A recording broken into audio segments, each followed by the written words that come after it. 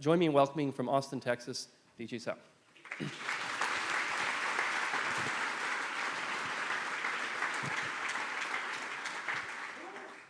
Amazing. All right, well, thanks everyone, and thanks for that wonderful introduction, Ajay. And yeah, as you mentioned, I'm really excited to share the latest and greatest from Neuralink, and what you will about to see is really the latest and greatest sort of updates from the company that we will be sharing with the public shortly, sometime this week.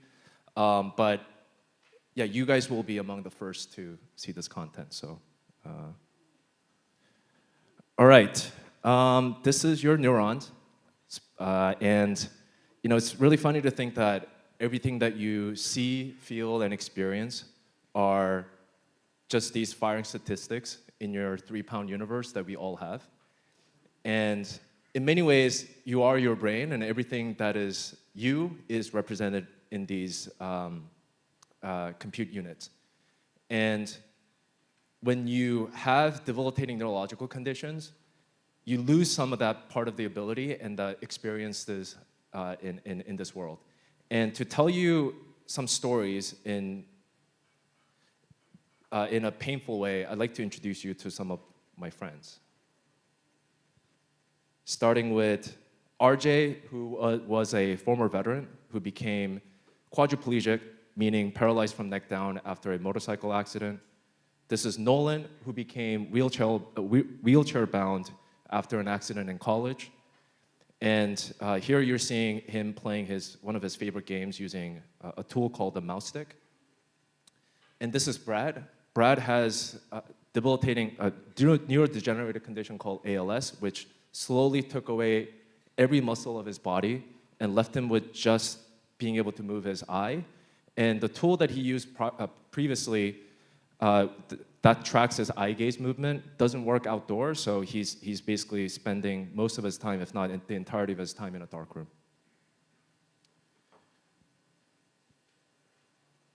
So at Neuralink, we've been working on a product that we call Telepathy, which you will see some of the impact that this device has had and what this really is. But essentially, it allows users like RJ, Nolan, and Brad to be able to control the devices purely with their thought. So for the next few minutes, I'm going to share a couple clips, and you get to hear directly from our trial participants in terms of their experiences.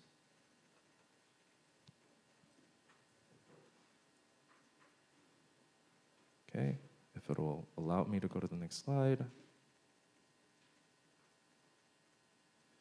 So this is Nolan, if you remember from that earlier video. He's actually our first trial participant.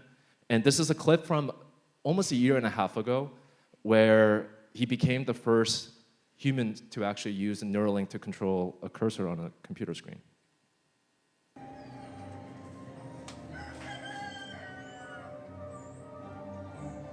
So just to clarify, there's no eye gaze, nothing. This is an ordinary MacBook Pro where he is using pure brain power to actually use the cursor. Oh man. I think I can do better. That's so cool. Cool. And not only that, on day one of BCI use, he broke the world record in BCI control. So this is a moment that we captured that we wanted to share with you guys. Whoa! Yeah, 4.6. Shit. Yeah. Sorry. Congrats. Oh, well done, man. Well done. Wait, what I missed? He's a new world record holder. Oh, no way. On the first day. Oh. There's a little bit of confetti. Yes. This was a surprise. It's 4 for 1 5. I thought it was higher. I thought I would have to get to 5 or something. Oh my gosh, that's crazy. So the game that he was playing is what's called the WebGrid, and you can actually go to neuralink.com/webgrid and play this game yourself. And basically, the name of the game is to click that blue square that moves around as quickly and as accurately as possible. And based on that, we measure the information rate in terms of bits per second, or BPS. And the score to beat in that particular video was 4.6 4.2, which was the previous world record. And since then, as of today, the record is 10 BPS, and I challenge everyone to try it out on their computer. It certainly is a very high score, and it's quite difficult. So, quite an achievement. And you can do more than just move cursors on a screen. So what you're seeing here is Nolan playing a Mario Kart, one of his favorite games growing up as a child. And what's especially special about this video is that Nolan is not the only cyborg that's controlling and playing Mario Kart. He's joined with 4 other participants.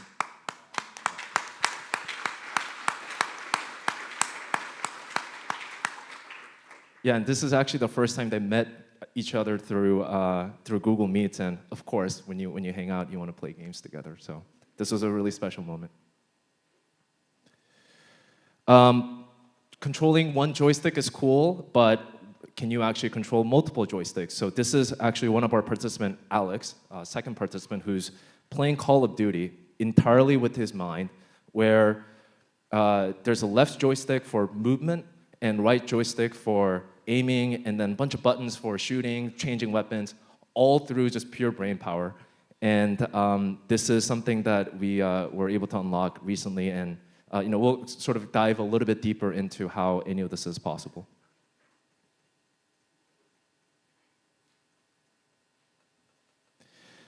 BCI is also not just about gaming. As all of you guys have access to your phones and computers, there's many other applications that you can unlock through fluid control over your devices. And in this particular video, Nolan's going to quickly talk about what it's been like for him to go back to school. As I mentioned, he got injured after his freshman year in college, and he's been really trying hard to go back to school, this time to study neuroscience. So just in his words, I just wanted to share what he had to say about that. I work basically all day from when I wake up. I'm trying to wake up at like 6 or 7 a.m. and I'll do work until session. I'll do session, and then I'll work until 11, 12 p.m. or 12 a.m. Wow. I'm doing, like, I'm learning my languages. I'm learning my math. I'm like relearning all of my math. I am writing. I am doing a class that I signed up for. And I wanted to point out that, like, this is not something I would be able to do without the Neuralink. Very cool.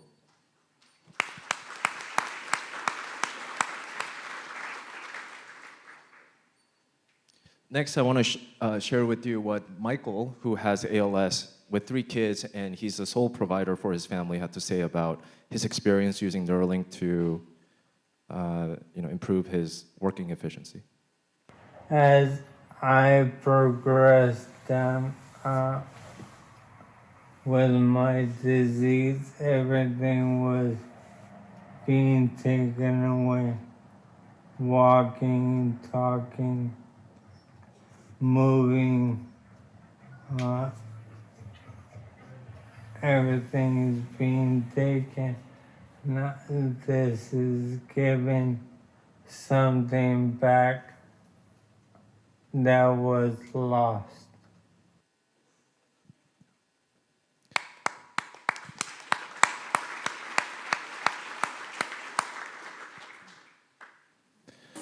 Oh, sorry. Next, I want to share a quick story from Brad, who you saw earlier, who also has 3 kids, and for him to share some of his stories about what BCI has enabled. Let me skip this. Okay, you guys ready? No, Abdul's taking it. Okay. I am absolutely doing more with Neuralink than I was doing with eye gaze. I have been a Batman for a long time, but I go outside now. Going outside has been a huge blessing for me. And I can control the computer with telepathy. Dad's watching. Look, he's watching on the camera. Did we lose one of the arms? Yeah, I should mention that Brad is currently in the late stage of ALS, which means that he is unable to speak So this is actually his own voice that we've been able to clone using some of the previous home videos that they had. And he's basically typing on the keyboard with the Neuralink entirely with his mind. And we're able to then translate that particular sentences into his own voice. And this is actually the first time that most of his kids have actually heard their dad's voice for the first time. So really exciting to see that.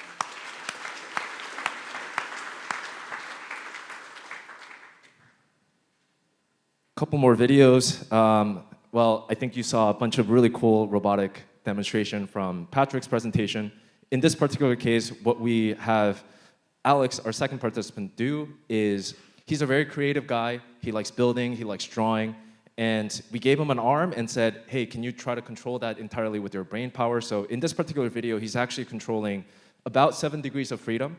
So the yaw, the X, Y, Z, and this is purely brain power, and he's just almost imagining this as his arm and being able to draw, something that is frankly pretty wonderful. I don't think I can draw a truck as well as that.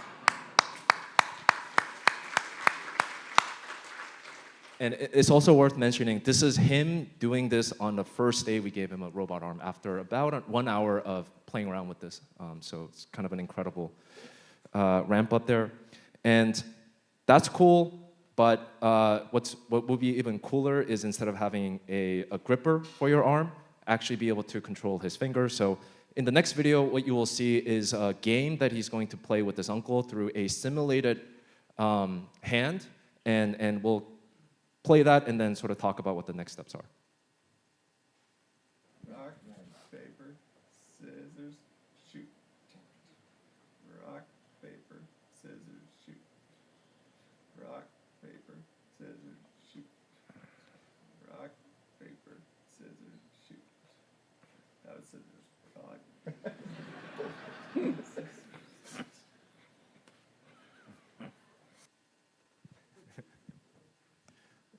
Okay. And, having simulated hand is really cool, but, obviously we have our friends at Tesla, so we've been working pretty closely with them to actually give Optimus' hand and the arm to Alex and other participants to be able to control this in a physical environment. So stay tuned for that update.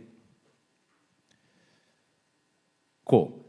So now that you guys saw all of this stuff, we, to date, have 7 participants in our clinical trial who all have Neuralink implant. And all those different applications that you saw, computer cursor control, phone control, gaming with the single joystick, multiple joysticks, being able to control a robotic arm, this is all done using the same device. And this is something that similar to how if you use a phone and your computer, there's many different applications that can be opened up with that particular interface. We really think of this as a platform technology to enable a very diverse use of computer use and phone use that each and every one of us also have. So I think it's been incredible to kind of see the diversity of the tasks and the use cases. And one other thing that I want to quickly highlight is the key figure of merit that we look at is the monthly hours of independent use. Essentially are the people using the Neuralink device. And what you're seeing here is for the first 5 participants, their monthly hours of use, and I think they perhaps may feel ashamed that they're using this many hours of computers, but I think I do as well. But what's important to highlight here is that on average, they're using this device about 50 hours a week. And in some cases, they're using this more than 100 hours a week, which if you actually think about it, that's quite literally every waking moment. So it's been great to see how the Neuralink device has improved their ability to achieve independence, greater independence. And I should also say that it's not just about pure performance and controllability. There's a lot of ergonomics benefit. As you saw with the mouse stick that Nolan had, it does require him to move his neck, so there's quite a bit of fatigue that happens. You don't have to do that with something like a Neuralink, where you can sit back and just be able to have a line of sight towards your computer. It can work outdoors. It really is something that allows you to have it be seamless and integrated into your everyday lives. And this is really the first time that BCI devices, which frankly has been around in the past several decades, but mostly bound to a clinic setting and really out into the real world. And we're not done. So we still have our clinical trial that's ongoing in the US. And if you have anyone that you think will be interested in the clinical trial, as well as if you want to learn more about the clinical trials, you can go check out that website. And the other thing that I think is worth mentioning is that we're currently actively working with UHN Toronto, Canada's #1 hospital, to bring this technology to Canada as well.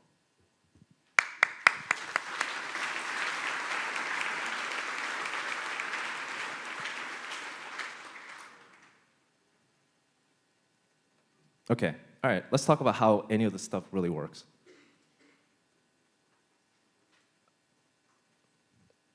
Okay, so you have a brain, and at a macro level, in this very simplified cartoon, it's divided into these functional areas that have specialized functions. And for the telepathy product, we're interested in capturing the user's movement intent. So I'm going to zoom in on the motor cortex and sensory cortex areas.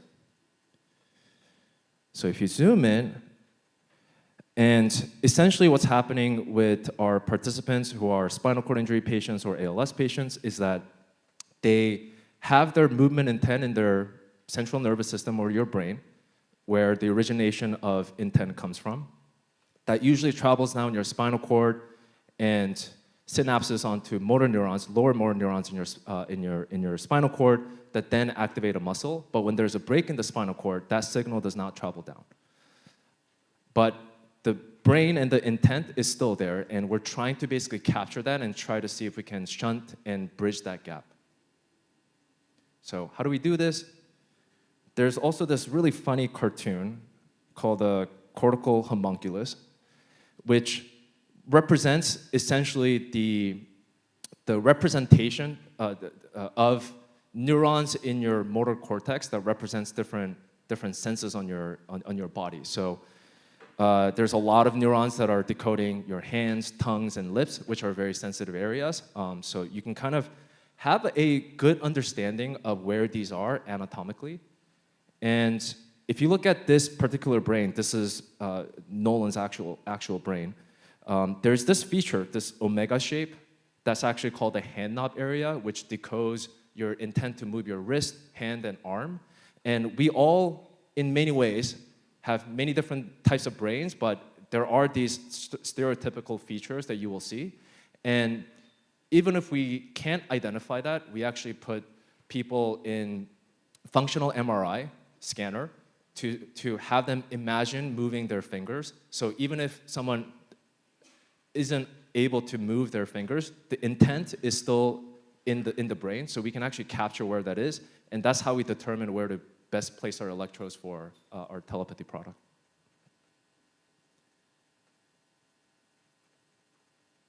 Okay, so this is a cartoon drawing of a neuron. Once we identify where the region of interest is, we try to place tiny electrodes to basically listen in on the conversations of the neurons. So you could actually kind of think about it in terms of a microphone, because the spectral frequency of electrical signals are actually quite similar to audio frequencies. So what we're basically doing is putting this microphone next to a neuron and to try to listen in on their chatter.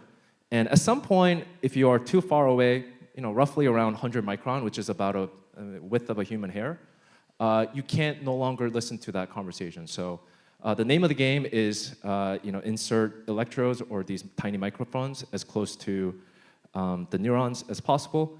And typically the analogy that's being used is that of the stadium analogy. And I guess since we're in Canada, you guys can think of if there's an amazing hockey game going on, let's say Toronto Leafs, you could be standing outside the stadium and have an understanding of how the game's going based on the cheers and the boos of the crowd, but you actually can't understand how the game is actually going until you're in the arena. So you can think of this as we're trying to place the microphones in the arena to listen in on the individual conversations.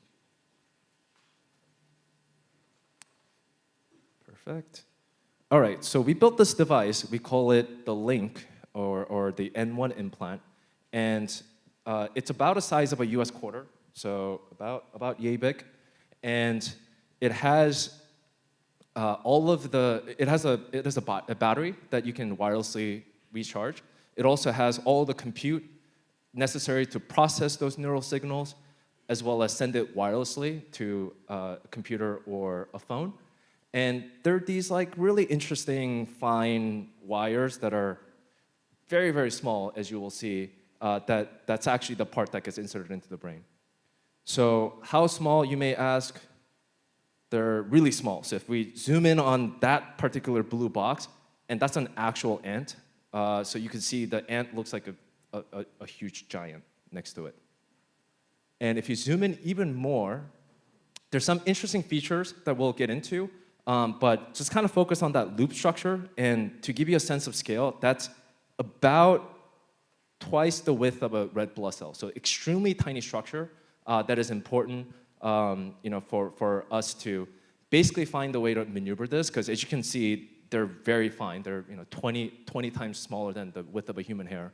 So even the best neurosurgeons can't actually manipulate them and insert them into the brain. So what do? Obviously, we built the surgical robot to do that. And to kind of walk you through what the Neuralink, how to get Neuralink looks like, here's a quick animation. And essentially, just happened there. Essentially, neurosurgeon comes in and using standard neurosurgical techniques, expose the part of the brain. And this is the part that we will also automate and enable with the robot. And the robot has this really, really fine needle, as I mentioned. So that's about a width of 2 or 3 red blood cells. And that needle engages with that loop that you saw earlier. And then it inserts it into the part of the brain with 8 cameras that it has avoiding vasculature. And once all of it is implanted, the implant itself actually replaces the craniectomy or the hole that you created, and you put a skin flap over, and everything is going to be invisible, and you're now a cyborg. Simple as that.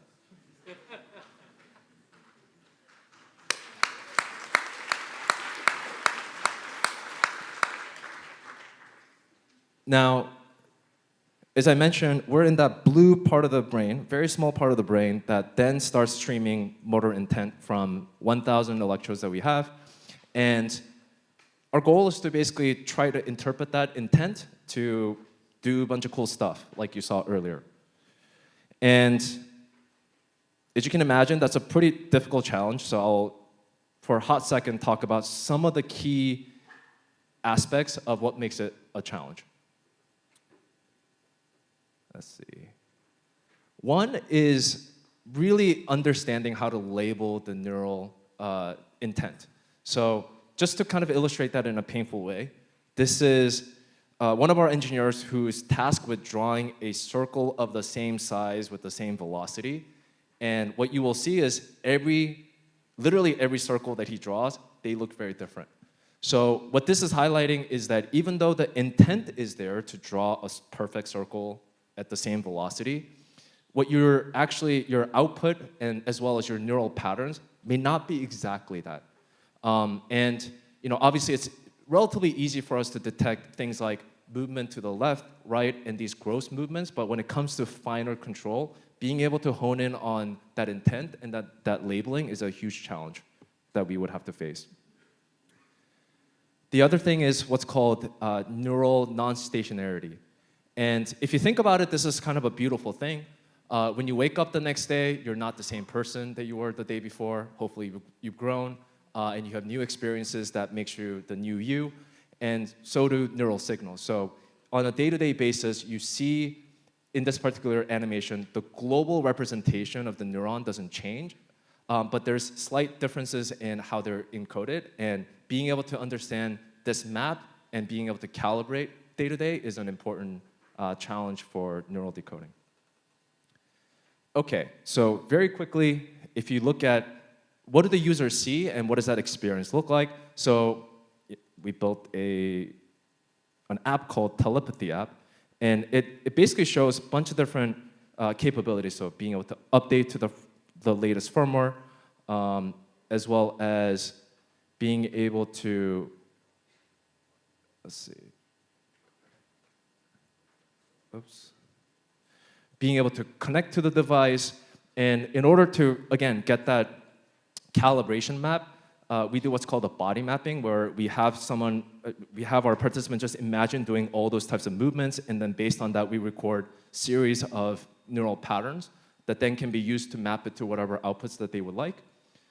And then, an interface where they can independently calibrate the sensor on as needed basis. Also, we've added a bunch of features, similar things that you will run into, like quick scroll, and new features that you might not be familiar with, like parking spot. And this is actually a particularly important one, because even when you're not desiring to actually move the cursor, your brain is still very active. So we need to have some way of not having that unintentionally move the cursor. So there are features like parking spot that we've implemented. And this is also, as a highlight, something that we wouldn't be able to do without the close collaboration with our participants. So these are some of the direct feedback that we had with our participants to implement. And there's many, many other features like swipe typing and a bunch of other typing interfaces that we're working on. All right.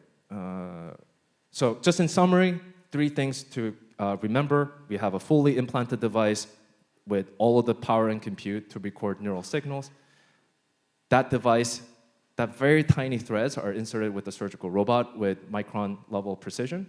And once you have all of this and you're a cyborg that's wirelessly and living amongst us, we have a neural decoding software that translates that brain signals into useful actions. All right, so this is just the tip of the iceberg, and there's a lot more coming. Very briefly, the end goal of the company is to build what's called a whole brain interface. So you saw that very tiny light in the previous slide that shows where we're currently placing our Neuralink. Our goal is to place this everywhere in the brain. So being able to listen and write to neurons everywhere and do this in a fully automated surgery. As sort of Ajay mentioned earlier, our sort of inspiration is LASIK surgery or even tattoo parlor. And we have an internal joke that we may also have probably the largest barbershop operation going on to kind of shave the head. But really the goal is to have an end-to-end fully automated surgery where our vision is basically during a lunch break, you can go get a Neuralink and be upgraded. Kind of similar to how I think you can do that with LASIK these days. All right, so as I mentioned, we currently have Neuralink in the hand area. In the next quarter, actually, we're interested in placing the Neuralink in the part of the motor cortex called the speech area. So instead of your wrist and hand movement, all of your orofacial movements, so your mouth, larynx, tongue, all things that are necessary for you to speak, and be able to translate attentive speech directly from brain to output without a keyboard in the middle. And there's actually a lot of really open applications that can enable to someone who has lost the ability to speak, be able to speak at a normal able-bodied speed as well as going beyond. And even for someone like myself, I could also imagine a case where I can silently talk to the latest and greatest LLMs and be able to receive that information through an AirPod or something. And in some ways, once the bandwidth between those two interfaces are high enough, it gets very blurry where one brain ends and the other one starts.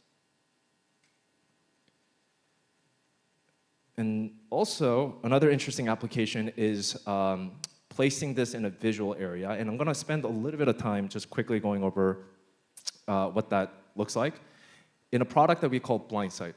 So essentially what you would do is for someone who's blind, have lost the sight, they would put on glasses of some sort with embedded camera in it, which will capture a scene that then will convert it to a set of stimuli into a Neuralink that's implanted in the visual cortex and be able to see again.